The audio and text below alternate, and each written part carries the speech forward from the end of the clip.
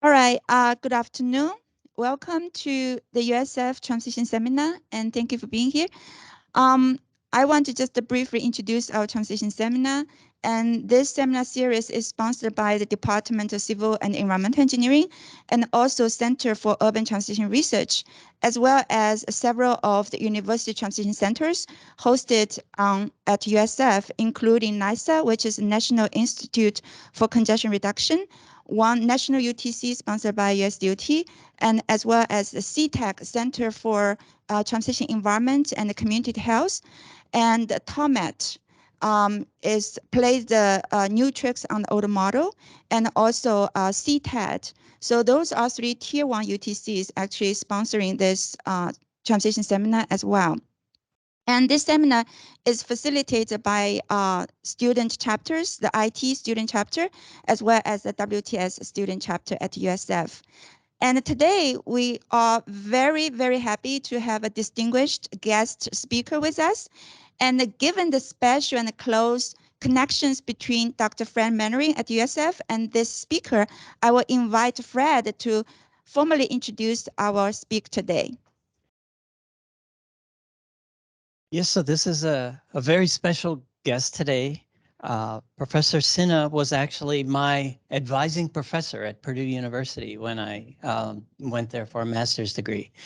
And Kumares is incredible accomplishments in his career, member of the National Academy of Engineering, just spectacular accomplishments. But when I reflected to think about how to best introduce him, I wanted to focus on all of the students' lives that he's touched over the years. He has Ph.D. students all over the world and master students. It's just incredible because when you look back at your career, you have all of the papers and everything, but it's really the people's lives that you touch that make the biggest difference. And Kumares has touched more lives than anyone I know. So it's a very great privilege to introduce him. First time at the University of South Florida, as I believe, and my close friend and colleague, Kumares Sinha. Thank you, Fred. Do you have your? I've known Fred sometime.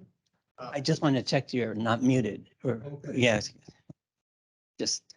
Okay, I unmuted it. Right? Okay. So I consider it's a privilege to come to Tampa, particularly after the Hurricane Ian, which did not, that spared Tampa. So it's a good news, good thing. And I never came to USF, but I was for a little while, for a short while, I was associated with UCF, Central Florida. Well, at that time, I had 3 jobs. 1 year, I had 3 jobs at Purdue, Texas A&M, and University of Central Florida. And they all knew what I was doing. I was not triple dipping without telling, other universities. But anyway, it's a privilege to come here and visit with Fred and to see what CTR does. I asked about Gary Brosh. I knew Gary Brosh, who started your Center for Urban Transportation some years ago. I used to be pretty active in the Council of University Transportation Centers. And I was president of that some years ago, almost 25, 30 years ago.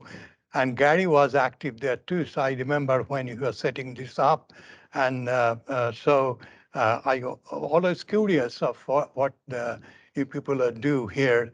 And so it's an opportunity for me to come and see what you're doing and discuss with you some of the things that are happening in urban transportation area. And my title has Quo Vadis. It's people say, well, which way you are going? There are a lot of anecdote stories about Quo Vadis that Nero and St. Peter's, basically it was going to be crucified second time or not. But hopefully my presentation will be a little bit more cheerful than crucifixion, second crucifixion. So that's I want, oh, let's see, how do I do this? Um, oh, here it is. Yeah, I got it. No, uh, just, okay.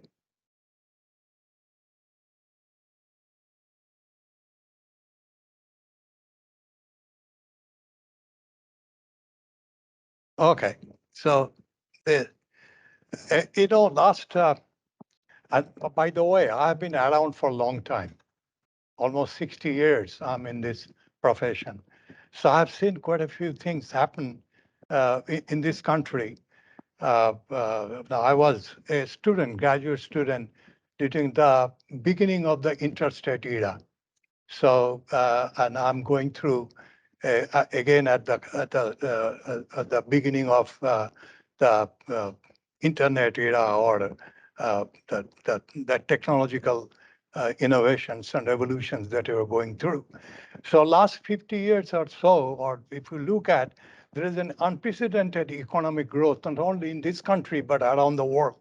So the map that shows in the left hand uh, that there, my right hand, extreme right hand, it's not just United States, all over.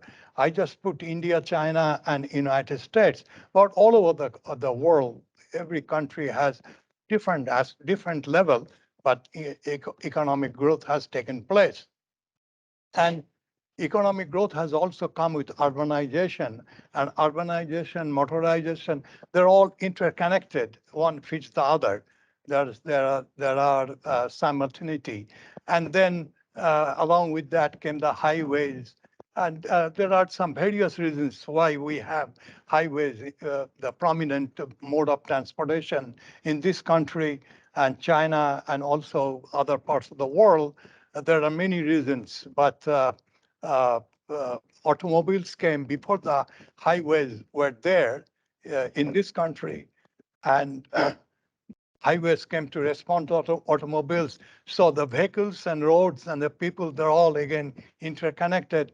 And also use of internal combustion engine. We started with electric automobiles, but because of the various reasons that we are still suffering or experiencing today, didn't last long. But we're going back to the electric. I'll talk more about that for reasons that the internal combustion engine and use of fossil fuels has created. So what has happened in this country is that with the urbanization, the urban sprawl, population density in urban area has depleted. And with that, the urban transit, the urban areas is to be, the main mode of transportation is to be urban transit, they decline their use. And this figure shows that as the density increases, of course, transit use increases and the automobile use decreases. You can look at that way as the density decreases, the more automobile use and less transit use. So that has happened, and over the years, that our urban areas have become are not really.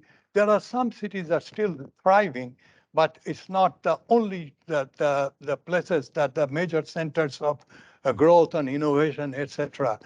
So I will show you how what I envision that the urban transportation or urban areas are going to in few minutes. You will see the argument I'll make.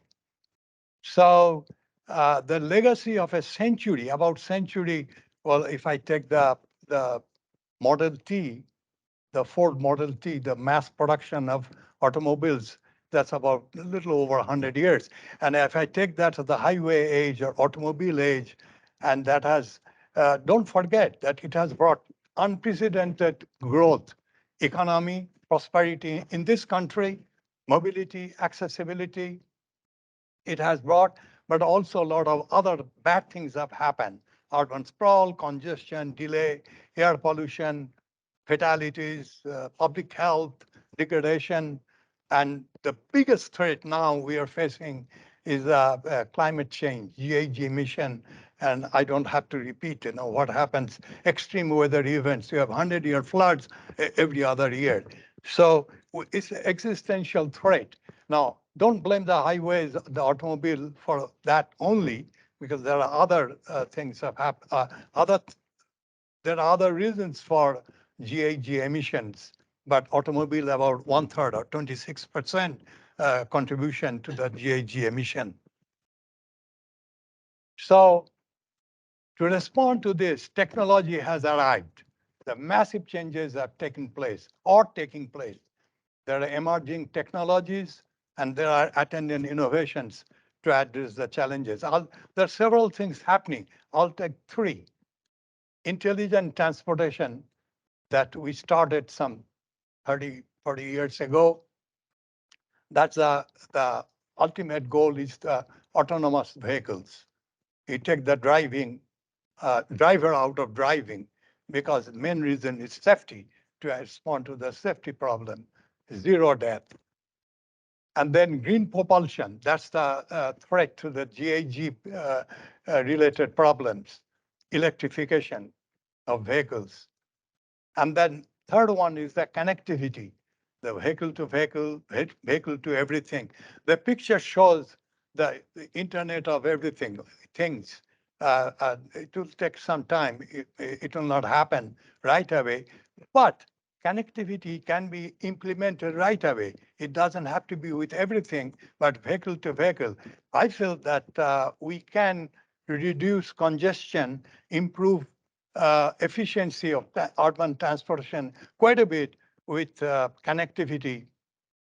Just the current technology that we have, it can be done if the new vehicles are all required to have connectivity as a standard feature. So the promises, automation, as I said, the promise is zero death, that there'll be we'll take the driver out of driving.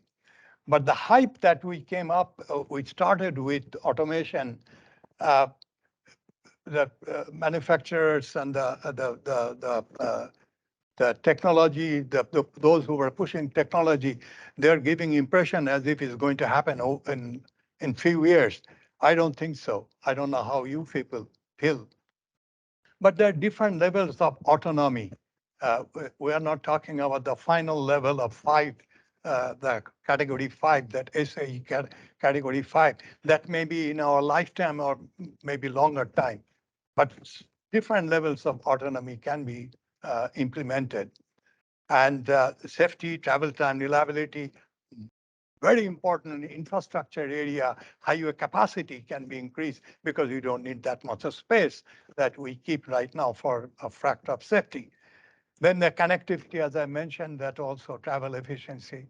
Electrification, I think that's the low-lying fruit that not just for this country, but around the world, that we need to address that or work on that as quickly as you can implement and deploy large-scale electrification because existential threat from GHG. And then synergistic benefits of all this is the economic growth, more prosperity, more than that, improved quality of life. And that's the key thing that I'm going to propose to you about urban areas that I feel that we're at the cusp of achieving that quality of life. By the way, this is Winston and Carpillo, that Fred's major professor at MIT, Winston. They prepared a report or a book from Brookings Institute that's they took 2010 and they did the analysis using 2010. They said if I had implemented AV, automated vehicles, in 2010, we could have added 3 million additional jobs to the US economy, raised the annual growth rate by 1.8%, and we could increase labor earnings by more than $100 billion.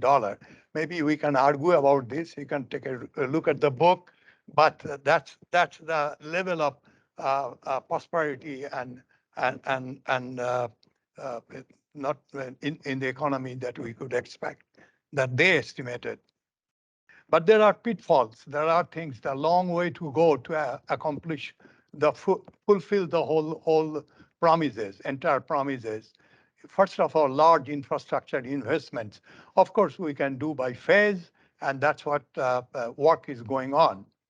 And the AI technology is not there; it has done a lot, but still there are problems of ethics of automated vehicle driving, control system choices, and there is a dramatization that the old lady or the young, the infant, if you have confronted with how you going to, what are you going to do about that, which you are going to avoid. My choice would be not to hit any one of them, but if you cannot avoid, then what you do. So those are the issues are there, the complicated human situations are there that AI has to work out. By pedestrians, bicycle safety, uh, some people think there is an increased traffic and urban sprawl because automated vehicles will be going around empty and taking space. And also people, there'll be perhaps the travel time value will be less, so people will live in remote areas and create more urban sprawl. I think otherwise, although I've written papers showing that the travel time value will be less. But that doesn't mean that people will be living in remote rural areas. I'll talk about that. That's my Kumares answer to Kumares. Then vulnerability, malicious activities, assignment liability. And right now, the public policy are such that it cannot be implemented the way we are envisioning. So with electric vehicles, we all know that my grandson wants me to buy a Tesla. I refuse to do that because I'm too old, and I cannot take the risk of all the anxiety, range anxiety, charging time, like this guy waiting there, reading a book or reading his email when he's being charged. And the policies and regulations, the way they are, they don't really help implementation of electric vehicles in certain aspects. Charging infrastructure, like compared to China, United States in the infant stage, the number of charging stations. China has several millions. And then also we have problem with electricity. We cannot produce enough. And with this electric vehicles and everybody charging, depending on where they charge, there is an issue. And where is the more electricity going to come? And daytime, nighttime, those stabilization issues. Battery production capacity, we don't have in this country, where we are not adequately prepared to produce that much of battery. And disposal of the batteries, the toxic materials that you'll have. And sustainability concerns over the material, the battery materials that we need, like much of that is produced in developing world, and people working under very difficult conditions, toxic conditions, whether that is sustainable or not. So there are a lot of pitfalls and barriers involved with all of these them, but electric vehicles as we are now today. And connectivity, if we do connectivity just simple way, then it's not that problem. But if we want to have wider scale, then public-private sharing of communication channels becomes an issue. And there are inconsistent government policies right now on protocols that we have, and lack of standardization across the manufacturers. It always happens when some new innovation takes place, everybody trying to do its own way. Like in electric vehicles, the charging thing for Tesla is not the same as the Ford. So we need to come up with the uniform standards for all these things. that we need to do to implement things, not just CD for others too.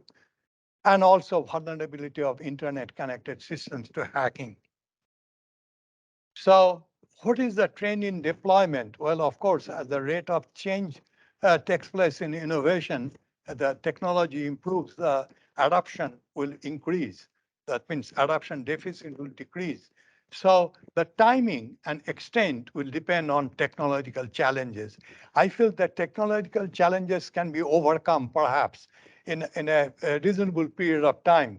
But the other challenges, most important is the trust in automation, consumer preference, whether we can really trust a fully automated vehicle, I mean, SA5, uh, it's a questionable thing. A lot of people are not sure. So public safety concerns of labor unions, well, always when a change comes, people don't like. Supply chain risks for battery things, that the problems we have. Availability of best materials, again, making batteries, and government policies and regulation. China, they can do things because it's a one-party system, but a country like the United States, it's not that easy to come up with the policies and regulations quickly. So where we are today, market penetration, in 2021, 10% of all auto sales were electric vehicles. And so that's much more than what it was. But then again, some people say 0 to whatever is infinity increase if it was 0. So 10% of auto sales for EV, 89% increase over 2019, and it's worldwide. EV stock exceeded 10 million in 2020. Much of that is in China. By 2025, 70% of on-the-road vehicles are expected to be CV. And by 2045, 50% of the new vehicles expected to be heavy. That's the United States. So things are happening, but not happening like some people are thinking will happen overnight in 5 years or so. So during the transition phase, that what we face, that the public policies, that's what the problem is, the hindrance, public policies, standards, protocols, infrastructure readiness, being prepared. We don't need 12-feet freeways, 12-feet lane. It can be done with much less. And about how, when the state highway department should decide to change those kind of things, at what point? Well, of course, they will do when the benefits are more than the cost. So substantial amount of benefits have to take place before they expand. And things cannot, again, as I said, cannot be done overnight, phases, but we'll have to prepare for that. And then we need tools. There will be during the transition phase, automated vehicle, connected vehicles, and traditional vehicles will work together, same traffic stream. And how do you do what kind of traffic operation tools we should have? We need to figure out those things, and work is going on.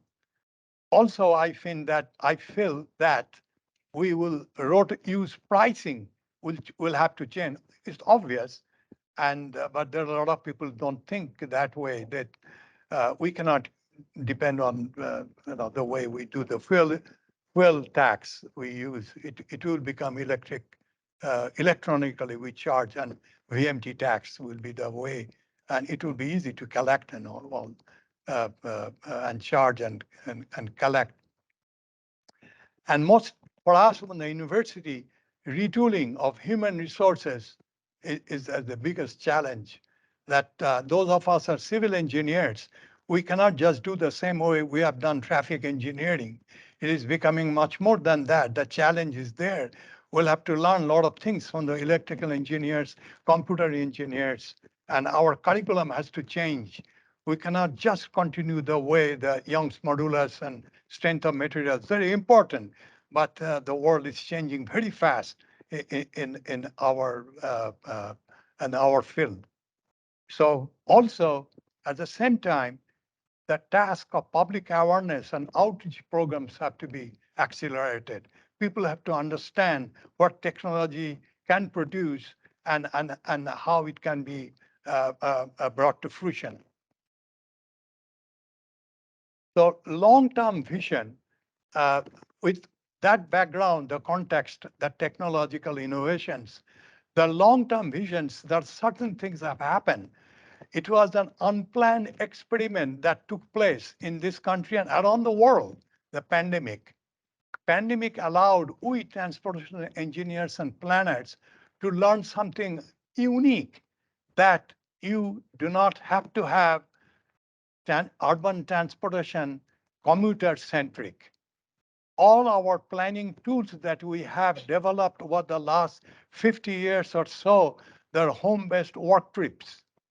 That was the major thing, the commuting. That is not necessary because people can work from home. Most of the work that we do, not manufacturing, most of the work, service industry can be done and can be done well without losing any productivity from home or from remote. So some of the graphs we have right side that a Pew Research Center that did, that basically what it says, working from home has made it is possible. It's not hard, it can be done and can be more productive. People can be more efficient. And but one issue is that a lot of people feel they're less connected to the co-workers. And so I have a solution for that. So, so that thing, keep in mind that that's the thing happening. And also pandemic has given opportunity to us to think about, is work is everything? At the end of the day, is it all in life? So young professionals are questioning and they're dropping out. They're doing things that they like to do, not just work. So some people live to work, some people work to live. So things are changing. And I'm seeing, I have 5 children, and I'm seeing, looking at my children and their friends, that the ethics is changing. And not all, but quite a few people are wondering that this rush to go to work and like a treadmill all the time, is it the way you're going to end up at the end of the day?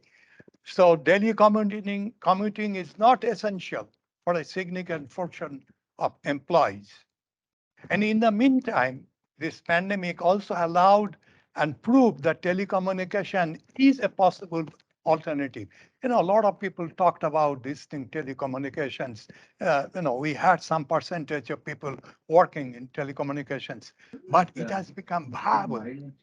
And because also technology has improved. Zoom, here it shows the share of the Zoom and other uh, uh, uh, remote communication technologies, they have boomed, they have improved, and it is continually improving. So I envision a time is coming when you may work from home, but being at home, this you miss your co-workers, maybe you will go to neighborhood workstations.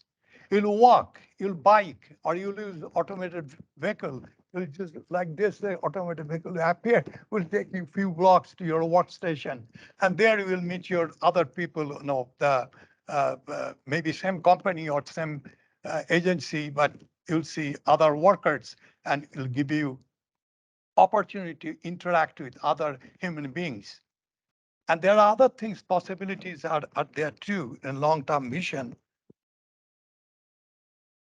That my long-term vision is this. I feel that we are going to, this new technologies and the new world that we are facing today, we're embarking on, will allow us to come back to the cities. Cities will have, that's the core of Vadis. It's not crucifixion, it's a resurgence. Rebirth is going to take place in cities. It will flourish. That it will become engines of innovation. People have more time they will not devote in driving to work, but they will stay home or go to the neighborhood workstations and they will create things. Innovations will take place, and not just technological innovations, culture, art. People will be able to have extra time, go to the libraries, to go to museums, and interact with other people. And that will make a new world for us. And think about this. Maybe some of you who are students see how we can, is it possible or not? There are signals that pandemic allowed us to observe that I showed that telecommunications and also the mentality or the feelings of young people, young professionals to stay in urban areas. They are staying in urban areas that I don't want to use the gentrification. It has a connotation, but people are coming back to the center cities, many young people. And the reason is there are places to go, the restaurants, they meet in the evenings and they discuss. And then when they interact, then innovations take place. So that's my vision. And I feel that is the way we are going to, well, I feel that the, the benefit that I see from technological innovations, along with the changes that are taking place in our societies, that is going to happen. The rebirth and regrowth, resurgence of urban areas will again go back to the good old days of neighborhood living. People will see each other, neighbors, more often, and life will be more fulfilled. So the role of the transportation research and educators then, what? What do we do?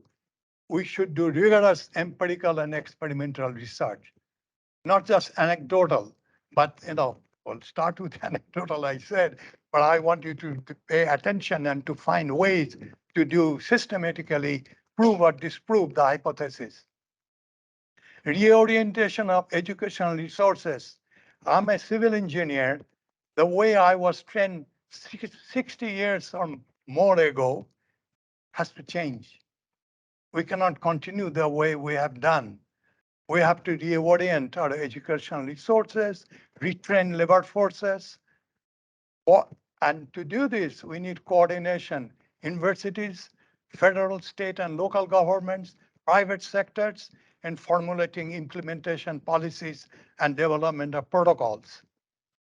And in a broader way, international cooperative arrangements through national academies and professional societies, different countries, what we are working, we should work together. So there are some references here, a paper I wrote with my colleague, Samuel Labi. That's the reference, what I presented basically from that paper. And Winston and Carpillo's book just came out a couple of years ago. And some of the graphs I showed, they're from my old paper in Transportation Engineering 2003. So that was my prepared presentation. But when I told my colleagues at Purdue, I'm coming to see Fred and his colleagues, they asked me to bring some information for you. So I'm going to tell you about, show and tell about transportation engineering at Purdue. What do we do? We are a group within civil engineering. By the way, Purdue is a big engineering school. It's a huge engineering school. We have in civil engineering only 60 faculty members. Fred was there. He was our school head for 14 years. We have 9 faculty members, and we should have 10, but we lost one person to death. And 40 graduates. We are 40 graduate students. It fluctuates, but I've been there for 48 years, always around that. The little goes up and down. We have funding, may not be $20 million in your CUTR, but we get funding standard funding from Indiana DOT, and we also have US DOT Center and NSF funding and ERC in electrification area, transportation.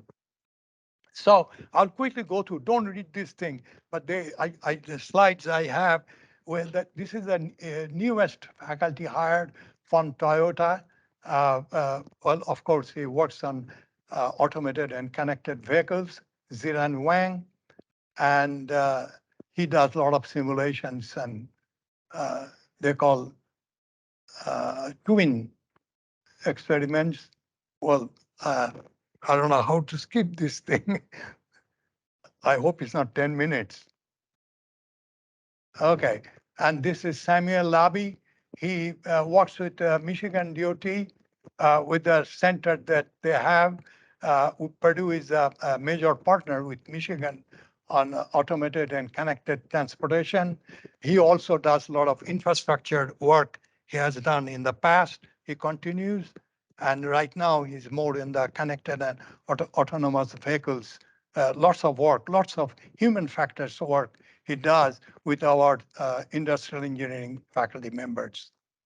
And this is another rather recent, relatively speaking, recent hire, Ihan Feng.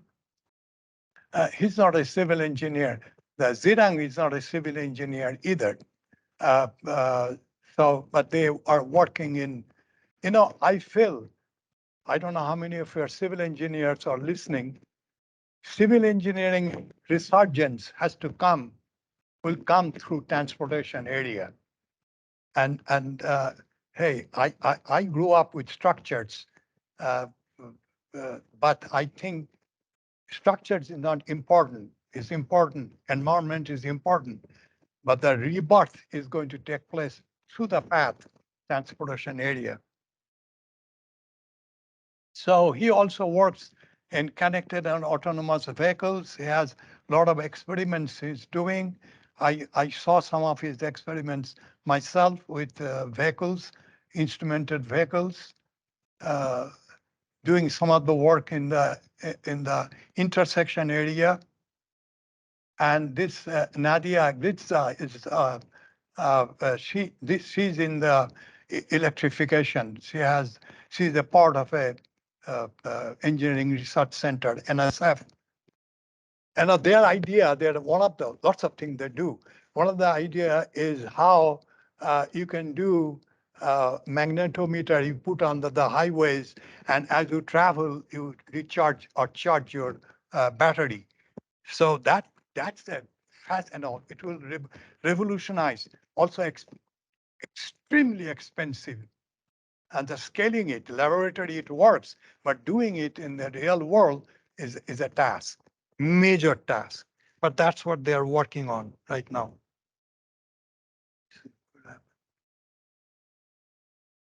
So this is all Nadia, she Sustainable Transportation Systems research group.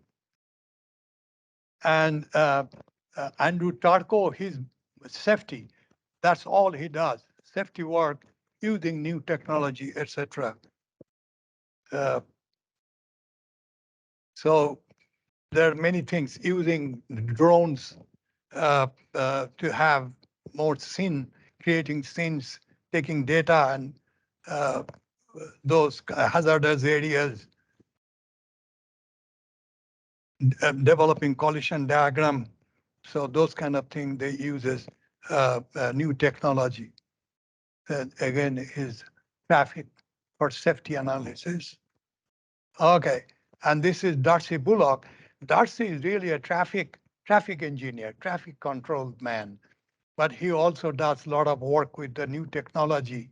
Uh, uh, Darcy has been around for a while in traffic using technology. I used to tell Darcy he was the high end of low technology, but he's getting into high end of high technology now.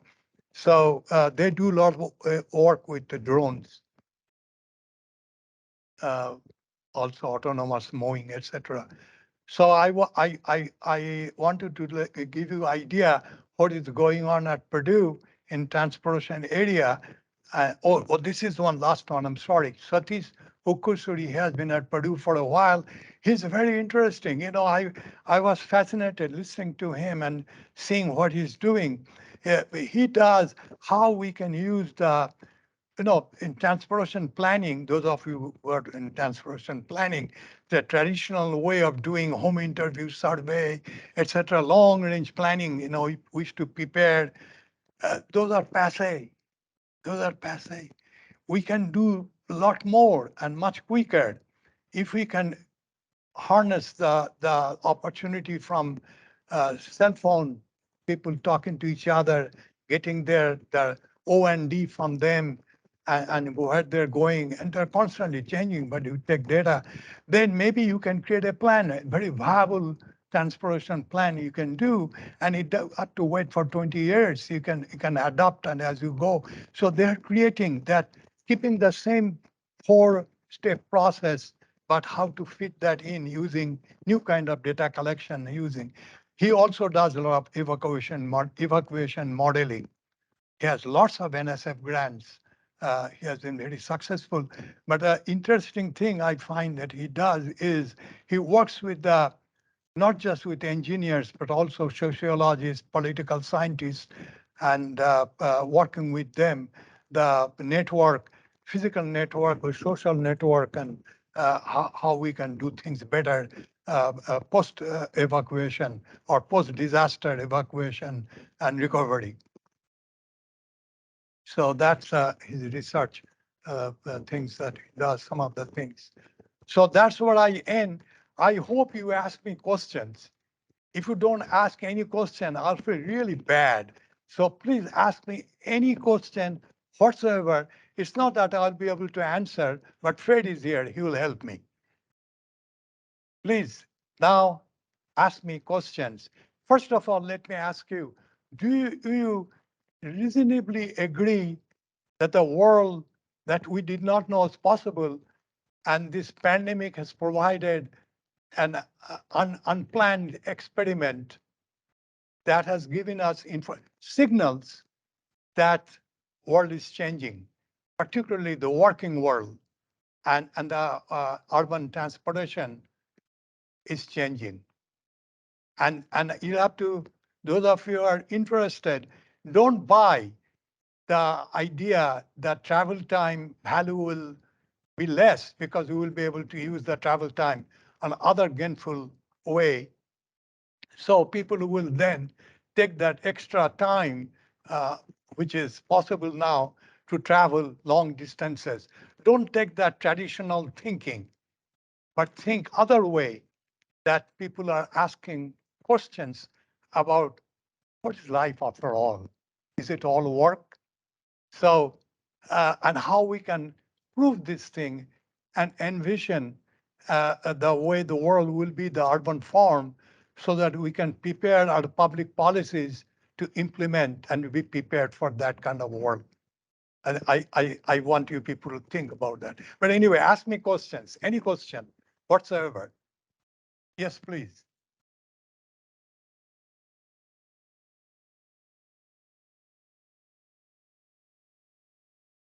2 years. I was on the back.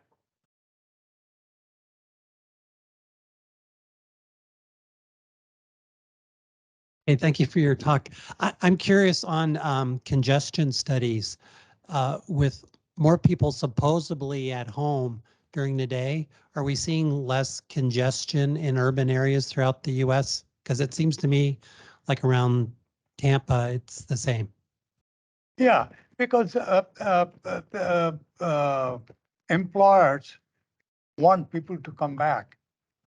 And so we are still in that mode, that home-based work trips mode.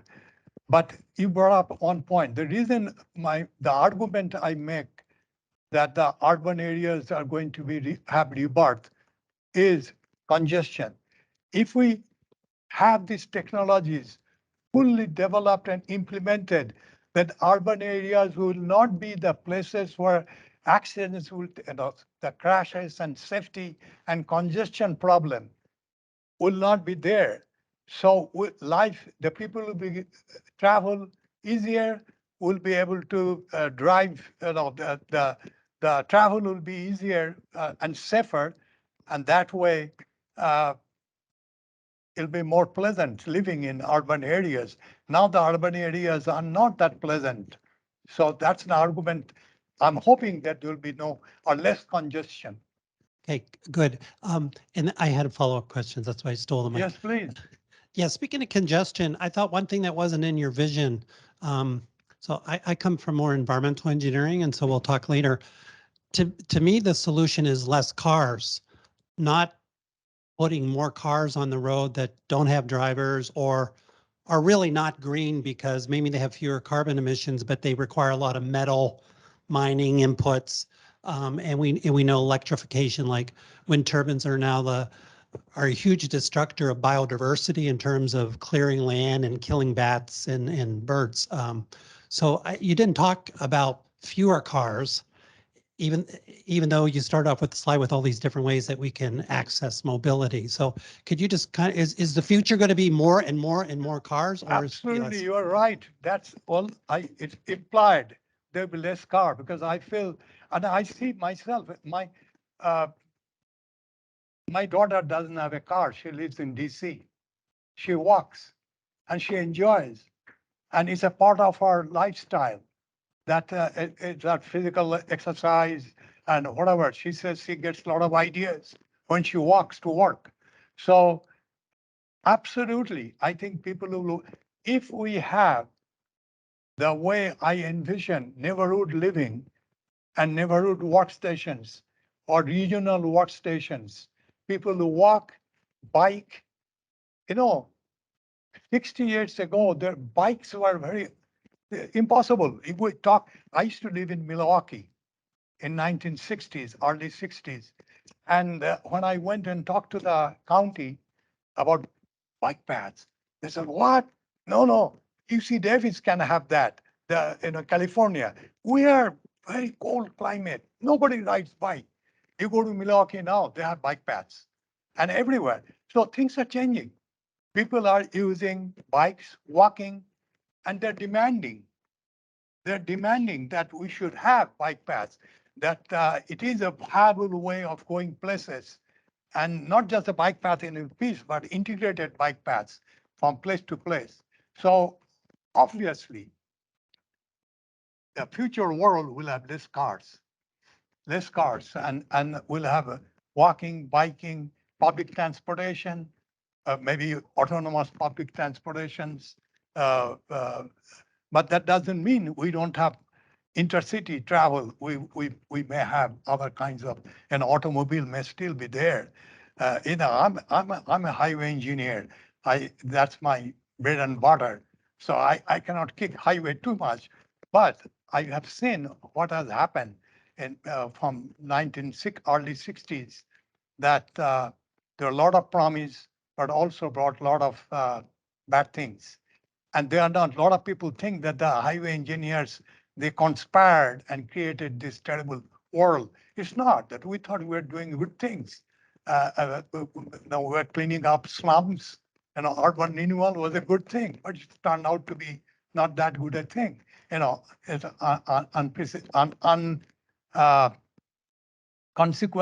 unplanned consequences. But automobile, there is a not revolt, but people are asking questions. As I said, my daughter doesn't own a car. And so there will be, and that is the reason urban areas will be desirable place to live. There will be less car, less congestion, less safety problem, less pollution, less grime, and less unhealthy environment. That's the way the urban areas are going to have rebirth. Yeah, to follow up on that, I think the automated vehicle technology probably will encourage more of sharing, car sharing, and not only just on the ground, probably in the air. We have future urban air mobility that will help reduce the number of vehicles on the ground. Now, Dr. Sinha, I think there's a question from the virtual attendees, actually from Dr. Sharpen Lee. I know you're going to meet with him next week. And he says, Dr. Sinha, thank you very much. While passenger AVs face challenges due to profitability, freight delivery robots on the ground, for example, Starship, Kiwi bots, and in the air, for example, drones, have grown fast in the past couple of years. Do you have any thoughts on these trends regarding passenger and the freight automated vehicle technologies? Freight? Freight. What is that? Freight? Yeah, so the question was, there's been great, sorry. I don't hear very Yeah. well. So there's been significant advances in freight autonomous vehicles. Right? Yeah, and also with urban drones. And you're wondering how that would compare to traditional autonomous vehicles. Yes. There are many things happening. I'll tell you a little story. A few days ago, uh, uh, one of my former, his colleague, Hani Mamasani, came to Purdue, and I asked Hani to speak. And I said, anything you want to speak, you can speak about. So he said, how about if I talk about air taxis? I thought, no, air taxi, maybe, okay, you can talk. So I was not too enthusiastic. But Hani gave it a very convincing talk. I was amazed that things are possibilities. My eyes opened up. And also, same way, I feel the drones are happening. It's coming very fast. At the TRB, I used to be in the executive committee in the TRB, and we had 1 year. Every year we take some topic and we call it red meat session, where we talk about some topic and go around. So the drones and use of drones for taking, like Amazon stuff, taking from delivery. And initially we thought that it may not happen, but those things are happening. And also freight, the freight, automated freight, many years ago, the studies were done that in a convoy, the connected vehicles, trucks, they're going in a convoy, and then they will go to uniform speed, and that will less energy consumption, better traffic and all, etc., traffic flow. Those things are happening. Their experiments are taking place. And in fact, in Indiana is a part of one of the compacts in Midwest, Ohio, Indiana, Iowa, few other states are doing the freight movement, having the trucks, the automated trucks. Well, even before the automation came, that the speed control, if everybody in the same speed they're going, they're moving around. So I think there is a possibility. As a matter of fact, before passenger vehicles happen in our urban areas, I feel that the automated freight travel in interstate in an exclusive lane is going to happen sooner. Yes. Thank you very much for the presentation. And I'm especially very interested in for the future and the vision, the one you just mentioned. And so first question, I want to know more about what you're thinking about, because you mentioned about the AI and also I think the robot in the future, AI with robot, and will have a very big impact to our society. And so when you talk about the vision, I think about we may have really advanced in the technologies, but at the same time, we may lose a lot of jobs, and also the transportation can be impacted because a lot of technology was owned by private companies, and private company is making money. And so ideally would be everybody have less time to work, but they can enjoy more. But potential reality is the company, they own the technology, they probably will make a lot of money, but the people start to lose a job. And so that will start to affect the transportation, even though you got all the technology there, but maybe not many people afford to do that. And that will start to change the pattern of the transportation. And so that's my first question, try to see your comments. You're talking about the impact on the workers, the people who lose And the jobs. people, like for example, and because they will start to take a lot of job out. Yeah. Because we always think about the job you will replace. People will find other way, to make money just like in the past. But this time we got the AI and robot technology and all these technology together. And I know potentially a lot of jobs will be lost. Yeah. Well, the thing is this, I mentioned somewhere that we need to retool the workers. Yes, those people who are working in automobile industry the traditional way, they won't be able to use their skill in the new kind of technology, new kind of automobile manufacturing techniques. So they have to be trained. But I don't see people who lose job. People that think they will lose job because of robots.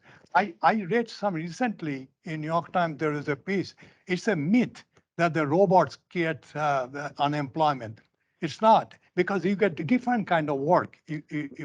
Right. That's, I think the past is always like that, but I kind of see different way to look at that. Some people say this time could be different. It's because they can replace so many jobs, and it's not like you can quickly train people into take a new job, because right now, for example, like the truck toning, and the trucker used to be able to make good money, but now if the toning start to go and those truckers lose a job and people do all the sale, the restaurant, everything got replaced. A lot of things can be replaced. Even they talk about pizza delivery or how to do the pizza. I see the machine, they just cook everything. And during the Olympic game in China, they got all the food cooked and delivered to you. So a lot of people will be impacted. Of course, I don't know the detail, but that's the one I'm thinking about. It could have very potential impact. So we may have really advanced technology in transportation, but at the same time, how many people can actually afford to do that or enjoy that? And so that also leads to my second question, is about the workforce development. Because as you mentioned, we are transportation or civil engineer, we need to learn much more, not more than just traditional transportation or civil engineering. So I want to see what's your suggestion to our students. Yeah. Because right now they are taking classes, but because we cannot just learn the traditional transportation, they need to learn the computer science, the data management, and maybe electrical engineering courses. So I want to see what's your suggestion. There are some universities, there are programs that are gradually changing. They're bringing in the new technology, like there are some mandatory introductory course in machine learning. So things will happen, will not happen overnight. There may be disruption. I'm not saying that everything will be smooth and nice, but it is for better. We change, we cannot remain stagnant. So if you look back the last 100 years, that people, the way they used to, the agriculture, it has changed tremendously. So everything changes. So there will be change, but main point is change is coming, and it's for better life, better quality of life. And we have benefited quite a bit from the last 100 years, this way, the form of transportation and the urban living that we had, but it's going to be better. And all the negative thing, maybe who knows, unintended consequences will be other kinds. Maybe this disruption and dissatisfaction, maybe all the talk about MAGA and this, that, maybe a civil war, who knows? There are things can happen, but I see signals the better urban living. Urban areas are resurging. That's I feel. But there will be a lot of other things may happen along with that. Nobody can tell. Futures are not to tell. Yes, please.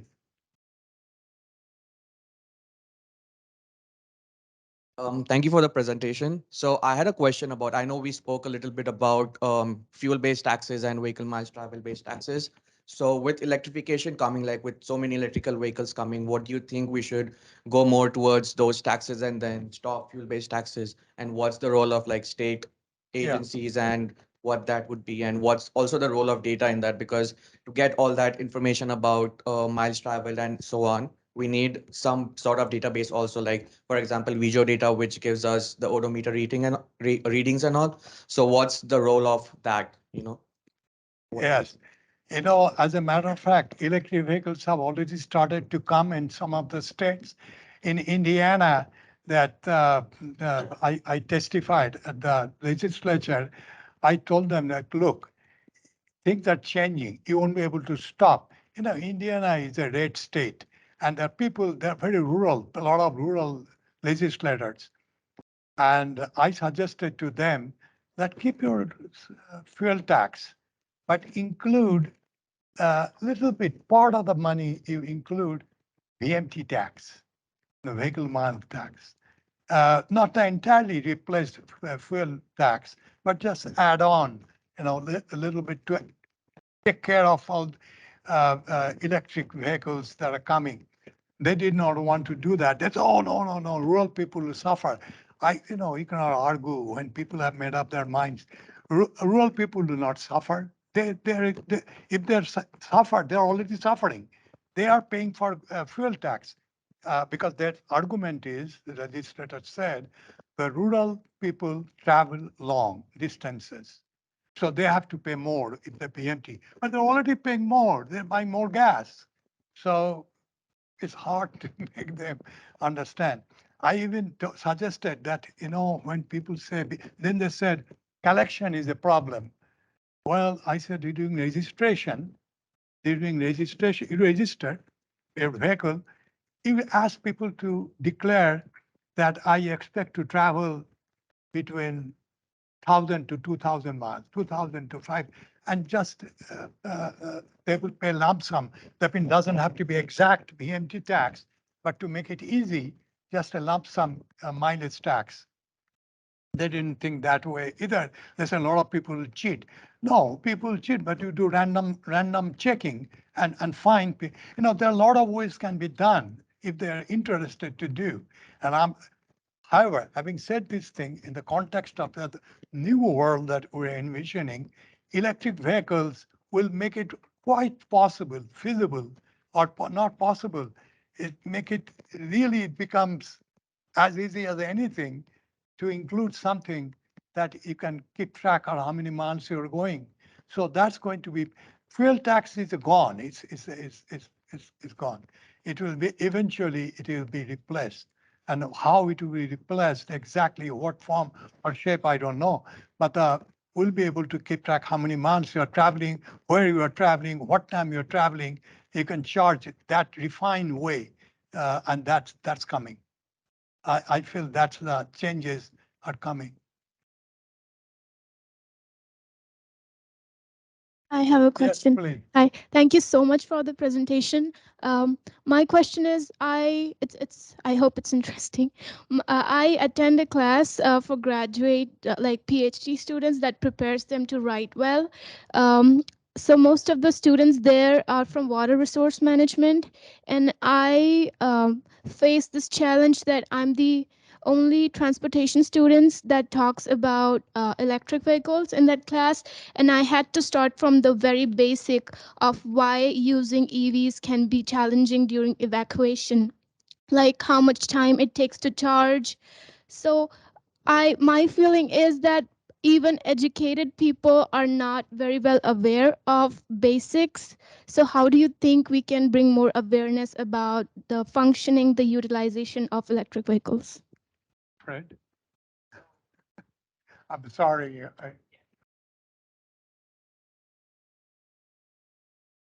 Exactly. Okay. The limitations of electric vehicles, and she, as a point she brought up during a hurricane evacuation, how do you charge? You have to have your vehicle charged in advance. There could be evacuation problems.